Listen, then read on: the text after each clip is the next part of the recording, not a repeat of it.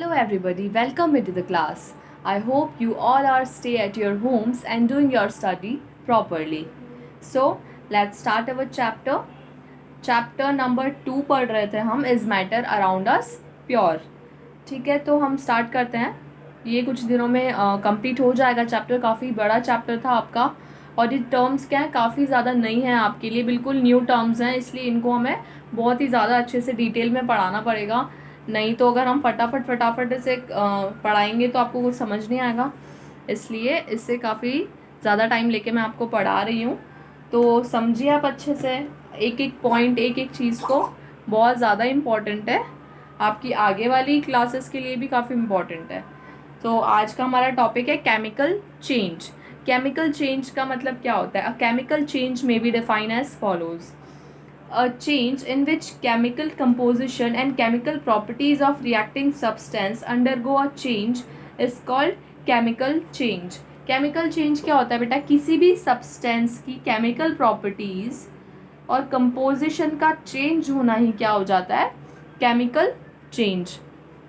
तो बिल्कुल अगर नॉर्मल वर्ड्स में मैं अगर आपको बताऊं, वैसे आपको एक डेफिनेशन दी हुई है, इसको हम एक बार फिर से देख लेते हैं. Thus, due to a chemical change, the nature of the reacting substance is completely changed.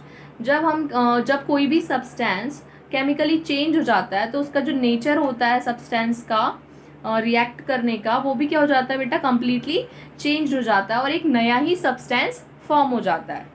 यानी कि कोई भी जब एक सब्सटेंस से दूसरे सब्सटेंस का फॉर्म होना, वही हम क्या कह देते हैं उसको, केमिकल चेंज की वजह से वो क्या हो जाता है? नया सब्सटेंस फॉर्म हो जाता है. The new substance so formed is called product. और जो वो न्यू सब्सटेंस फॉर्म होता है उसको हम क्या कहते हैं? Known as product. Properties of product are different from those of the original substance. तो जो ओरिजिनल सब्सटेंस था जिससे हमने वो प्रोडक्ट बनाया, तो उसकी भी प्रोडक्ट की क्या हो जाती है? जो वो प्रॉपर्टीज़ होती हैं वो भी क्या हो जाती है? सारी चेंज हो जाती है. एग्जाम्पल दे रखा है बेटा आपको, जैसे कार्बन है. You all are knowing about carbon is burned. जो कार्बन होता है अगर हम उसको बर्न करेंगे तो वो क्या बन जाएगा? Carbon dioxide is produced. उसमें से सबसे पहले तो क्या होगा? कार्बन डाइऑक्साइड प्रोड्यूस होगी. उसके बाद क्या होगा? जो कार्बन डाइऑक्साइड की जो प्रॉपर्टीज़ हैं entirely different from the carbon. इन दोनों की प्रॉपर्टीज़ क्या होती हैं? बिल्कुल अलग होती है.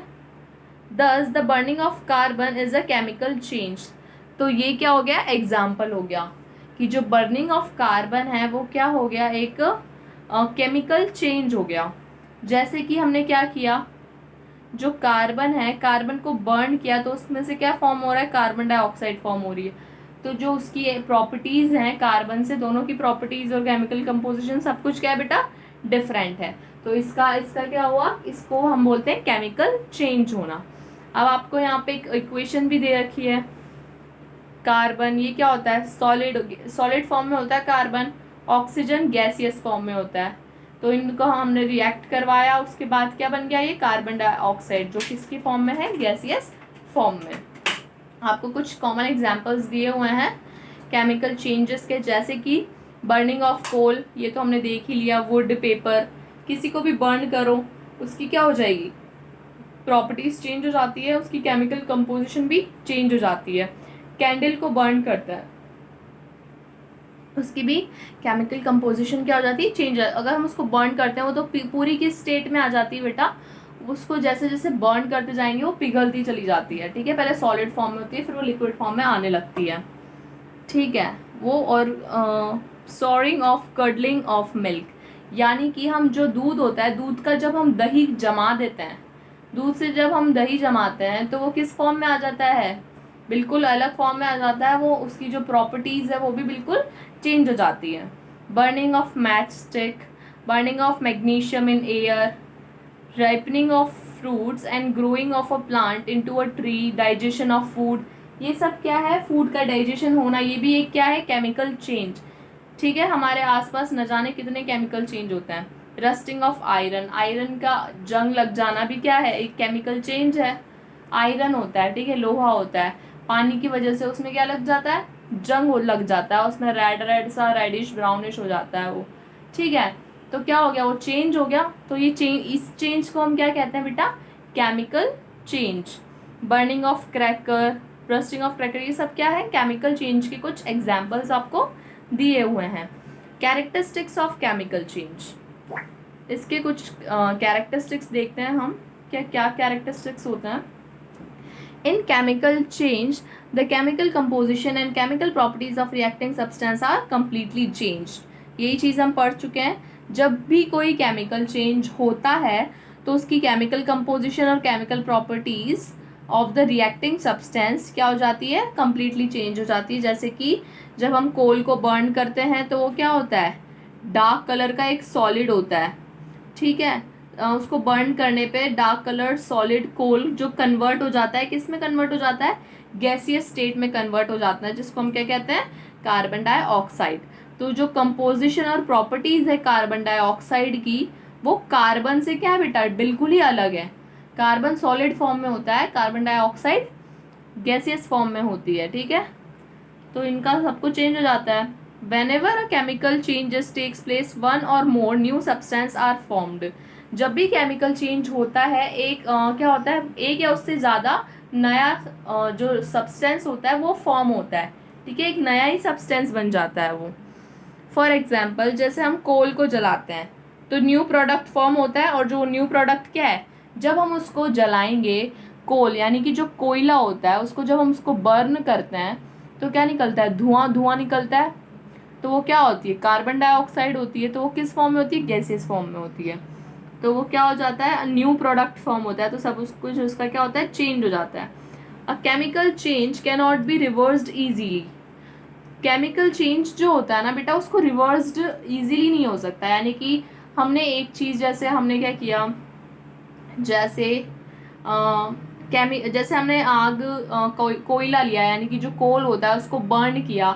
कोल किस फॉर्म में था, सॉलिड फॉर्म में था। फिर उसको बर्न करने के बाद वो किस में चला गया, गैसियस फॉर्म में चला गया। अब उसको जो गैसियस फॉर्म में जा चुका है, उसको वापस से सॉलिड फॉर्म में लाना, यानी कि उसको रिवर्स करना, उस प्रोसेस को, ये क्या होता है, ईजी नहीं होता। That means a substance undergo chemical change can not be regained by a simple methods. Simple methods के थ्रू वो चेंज नहीं हो सकता। जैसे कि it is not possible to get back milk after it is converted into curd. यानी कि ये पॉसिबल नहीं है कि हम एक बार, जैसे दूध से अगर हमने दही जमा दिया तो उस दही से वापस से हम दूध ला सकते हैं। यानी कि जब हम दूध को दही की फॉर्म में ले आए हैं तो अब उस दही से दोबारा दूध नहीं बन सकता, ठीक है, ये पॉसिबल नहीं है। तो कुछ कुछ चीज़ें क्या होती है, पॉसिबल नहीं होती है। A chemical change is a permanent change. तो जो केमिकल चेंज होता है ना बेटा, वो क्या हो जाता है, परमानेंट चेंज हो जाता है। For example, a grown tree can not be converted back into a small plant. यानी कि एक बढ़ता हुआ जो पेड़ होता है वो दोबारा छोटा नहीं हो सकता। एक बार बढ़ गया, वो बड़ा हो चुका है, अब वो दोबारा छोटा थोड़ी हो सकता है, ठीक है। तो ये भी क्या हो गया, एक एग्जाम्पल हो गया। अब during a chemical change a certain amount of energy is form of heat, light और sound energy is either absorbed or evolved। जब केमिकल चेंज होता है ना बेटा, तो सर्टेन अमाउंट, यानी कि कुछ अमाउंट, एनर्जी का कुछ अमाउंट होता है ना, वो किस फॉर्म में निकलता है, हीट की फॉर्म में, लाइट की फॉर्म में, या फिर साउंड एनर्जी की फॉर्म में। या तो एब्जॉर्ब हो जाता है या फिर इवॉल्व हो जाता है। जैसे कि when a cracker burst, heat, light and sound energies are evolved.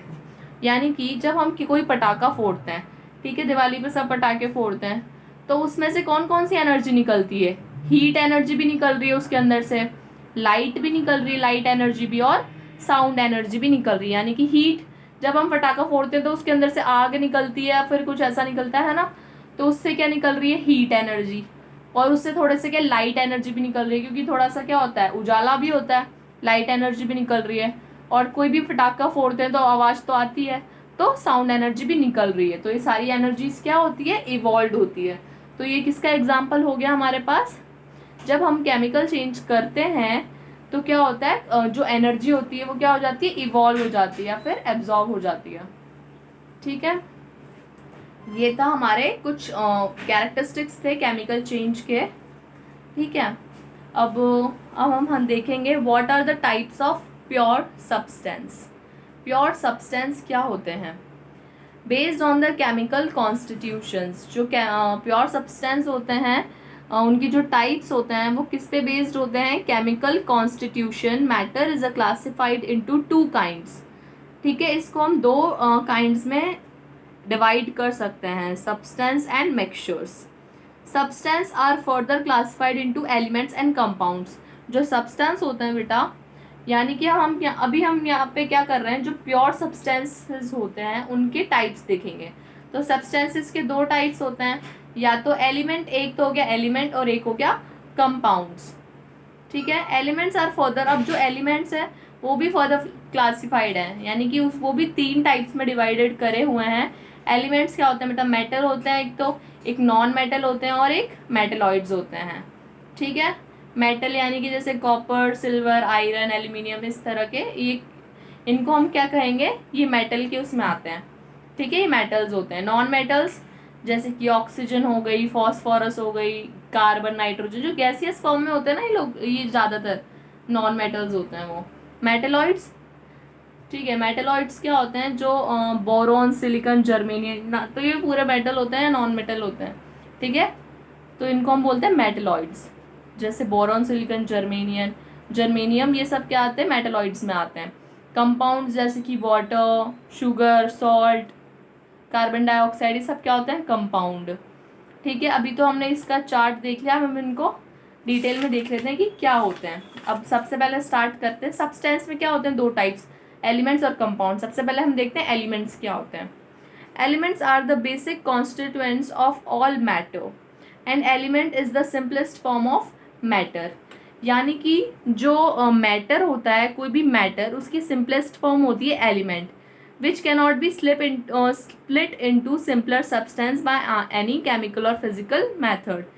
यानी कि जो एलिमेंट होते हैं वो सबसे ज़्यादा सिंपलेस्ट फॉर्म होती है, इसको हम फर्दर डिवाइड नहीं कर सकते हैं, या ना कि फिजिकल और ना ही केमिकल चेंज से हम इसको फर्दर डिवाइड नहीं कर सकते हैं, ना तो ये स्प्लिट हो सकता है। In terms of atomic theory, an element is a composed of atoms of the same kinds। Atomic theory के अकॉर्डिंग जो एलिमेंट होता है वो किससे कंपोज होता है, ऑफ एटम्स ऑफ जो सेम काइंड की, जो एटम्स होते हैं सेम तरह के, उनसे मिलके बना होता है। ठीक है, ये हो गया हमारा एलिमेंट। अब एलिमेंट में भी कितने टाइप्स के होते हैं, some common metals, non metals and metalloids. ठीक है, तीन टाइप के होते हैं। मेटल्स, गोल्ड, आपको ये टेबल दिखी हुई है, मेटल्स में आते हैं गोल्ड, सिल्वर, कॉपर, ये सब किस में आ जाते हैं, मेटल में। नॉन मेटल्स में क्या होते हैं, ज़्यादातर गैसेस आती हैं, हाइड्रोजन, ऑक्सीजन, नाइट्रोजन। मेटलॉइड्स में बोरोन, एर्सेनिक, एंटीमोनी, ये सब क्या होते हैं, मेटलॉइड्स। बेटा आपको ये जो नेम्स हैं सारे ये लर्न करने ही पड़ेंगे।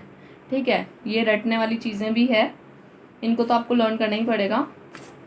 Only a few elements occur in their pure form. Most elements are present in nature in the combined form is in the form of their compounds। तो कुछ ही जो एलिमेंट्स होते हैं वो प्योर फॉर्म में होते हैं। ठीक है, जो भी एलिमेंट्स हमें नेचर से मिलते हैं बहुत कम ऐसे होते हैं जो प्योर फॉर्म में होते हैं। मोस्टली जितने भी एलिमेंट्स होते हैं वो किस फॉर्म में होते हैं बेटा, कंबाइंड फॉर्म में होते हैं। ठीक है, उनको क्या सेपरेट आउट करके ही फिर प्योर फॉर्म में लाया जाता है। ऐसे लगभग सारे क्या मिलते हैं हमें, कंबाइंड फॉर्म में मिलते हैं। ठीक है, यानी कि कंपाउंड की फॉर्म में मिलते हैं। कंपाउंड यानी कि दो से ज़्यादा जो दो एलिमेंट्स से मिलके जो बनता है compound. Common element can not be made in a laboratory. जो कॉमन एलिमेंट्स होते हैं ना उनको लेबोरेटरी में नहीं बनाया जा सकता। However certain elements can be made in very small amounts by using special techniques in laboratory. कुछ ऐसे एलिमेंट्स होते हैं जिनको स्पेशल टेक्निक्स का यूज़ करके लेबोरेटरी में बनाया जा सकता है। ये हो गए हमारे एलिमेंट्स। अब एलिमेंट्स हो गए, अब हम देखेंगे कंपाउंड्स क्या होते हैं। All compounds are formed as a result of chemical reaction, that is why compounds are also called chemical compounds. जो कंपाउंड होते हैं वो दो एलिमेंट्स की केमिकल रिएक्शन से ही बनते हैं, इसलिए हम इनको क्या कहते हैं, केमिकल कंपाउंड्स भी कह सकते हैं। ठीक है, वो क्या होता है, ये रिजल्ट होता है, जो केमिकल रिएक्शंस का जो रिजल्ट निकलता है वो क्या बनता है, एक प्रोडक्ट बनता है। ठीक है, उसी को हम क्या कहते हैं, compound. Two or more elements combined together chemically to form a new substance called compound. दो या दो से ज़्यादा एलिमेंट्स को कंबाइन कराया जाता है, ठीक है, इनको आपस में रिएक्ट करवाया जाता है केमिकली, क्या बनाने के लिए, एक नया सब्सटेंस बनाने के लिए। और जो नया सब्सटेंस होता है उसी को हम क्या कहते हैं, कंपाउंड, ठीक है। दो एलिमेंट्स रिएक्ट करके जो प्रोडक्ट बनाते हैं उसी को हम बोलते हैं compound. Compound are commonly termed as chemical compounds because these are form due to the chemical reaction between two or more elements. तो जो कंपाउंड्स होते हैं उनको हम क्या कहते हैं, केमिकल कंपाउंड्स भी कहते हैं, क्योंकि ये दो एलिमेंट्स के बीच में केमिकल रिएक्शन कराई जाती है, उसके बाद ये कंपाउंड बनता है, इसलिए हम इसको कहते हैं chemical compound. A compound is a pure substance made up of two or more elements combined chemically in a definite or constant proportion by mass. जो कंपाउंड होता है, जो दो pure is a pure substance, वो क्या होता है, pure substance होता है जो दो से ज़्यादा एलिमेंट्स को कंबाइंड करके केमिकली, जो दो या दो से ज़्यादा जो एलिमेंट्स होते हैं उनको एक डेफिनेट प्रोपोर्शन में लिया जाता है, ठीक है, उनको कंपोजिशन क्या होती है, सेम होती है, डेफिनेट प्रोपोर्शन में लिया जाता है, उनका जो वेट और मास होता है उनको डेफिनेट मास डेफिनेट वेट में हमें लिया जाता है, फिर उनको रिएक्ट करवाया जाता है।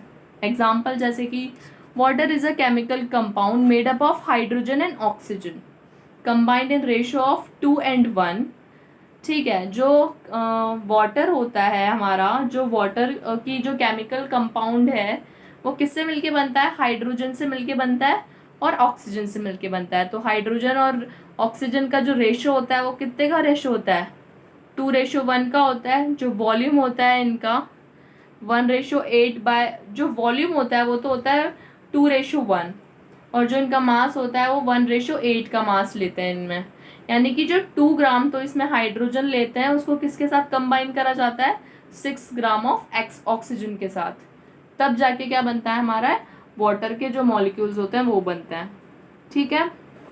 प्योर इसी तरह से आपको एक और दिया हुआ है एग्जाम्पल यहाँ पे, pure sodium chloride NaCl contains 60.66 of chlorine by mass. इसका भी आपको दिया हुआ है कि कितना कितना इसमें ऐड करना होता है। We perform an activity when two or more elements are combined. आपको एक एक्टिविटी भी दी हुई है यहाँ पे, ठीक है। तो जो ये एक्टिविटी है बेटा, इसको आप एक बार पढ़ लेना खुद से घर पे, काफ़ी बड़ी है। जितना समझाना था मैंने आपको काफ़ी ज़्यादा अच्छे से समझ में आ चुका है आपको एलिमेंट्स और कंपाउंड्स के बारे में। अब हम इनकी क्लासिफिकेशंस देखेंगे, क्लासिफिकेशन ऑफ एलिमेंट्स, ठीक है। एलिमेंट्स में कितनी क्लासिफिकेशंस होती है, मेटल्स, नॉन मेटल्स और मेटलॉइड्स। सबसे पहले हम पढ़ेंगे मेटल्स। मेटल्स कैसे क्या क्या होते हैं, जो सिल्वर होता है, गोल्ड होता है, आयरन, एल्यूमिनियम, ये सब बहुत कॉमन वर्ड्स हैं, ठीक है। ये केमिस्ट्री ना पढ़ें तो भी हमें आ जाएंगे बहुत, ये क्योंकि सारे मेटल्स होते हैं। ये एग्जाम्पल हैं कुछ मेटल्स के, और इनकी जो मेन प्रॉपर्टीज़ होती हैं वो क्या होती है बेटा, मेटल्स क्या होते हैं, good conductor of heat and electricity. जो इलेक्ट्रिसिटी और हीट के बहुत ज़्यादा गुड कंडक्टर्स होते हैं metals. Freshly cut surfaces of metals have bright shine called metallic lustre. यानी कि जो मेटल है उसको अगर हम फ्रेशली कट करें उसको, तो जो उसकी जो शाइन होती है, काफ़ी शाइनी होता है मेटल, जो होता है बहुत ज़्यादा लस्ट्रिक होता है, ठीक है। मेटल काफ़ी जो उसकी सरफेस होती है वो क्या होती है, काफ़ी ज़्यादा शाइनी होती है। Metals are malleable, that is they can be hammered to form thin sheets. Some examples of malleable metals are gold, silver, iron, copper and aluminium. Metals क्या होते हैं बेटा, मेलिएबल होते हैं, यानी कि हम उनको किसी भी शेप में कन्वर्ट कर सकते हैं, ठीक है। हम उनको कितना भी ठोकें पीटें, हमको जोन सी भी उनको शेप में कन्वर्ट करना है हम कर सकते हैं, तो वो क्या होते हैं, मेलिएबल होते हैं। Metals are ductile, that is they can be drawn into thin and fine wires.